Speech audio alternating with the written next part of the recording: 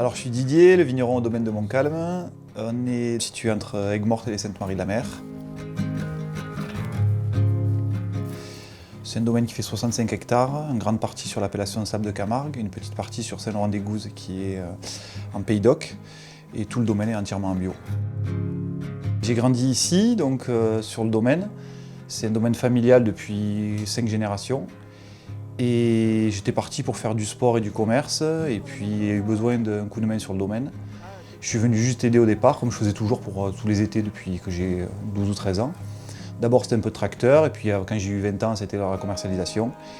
Et en fait j'ai arrêté mes études, je suis jamais parti. Alors le sable de Camargue en fait c'est une appellation, on est en train de passer en AOP d'ailleurs. C'est du sable de bord de mer en fait, c'est quelque chose de très typique, c'est des rosés qui ne sont pas classiques, c'est des rosés qui sont plus clairs, on appelle ça du gris.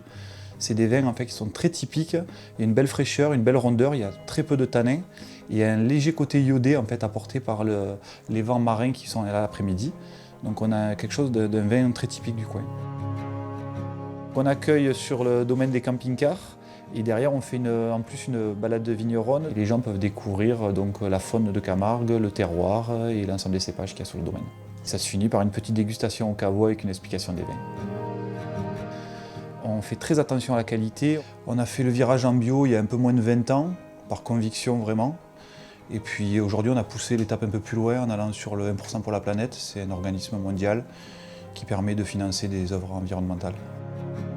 Moi, ce que j'aime beaucoup dans le métier, c'est qu'en fait, toutes les journées sont différentes, quoi. On est à la fois à la vigne, mais à la fois à la cave. Dans la cave, ça peut être pour la vinification, mais ça peut être pour la mise en bouteille.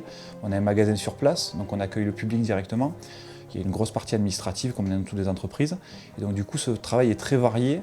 Et je trouve que chaque journée est différente, c'est ça qui est intéressant. Et on ne sait jamais, quand la journée va commencer, ce qui va se passer, quoi.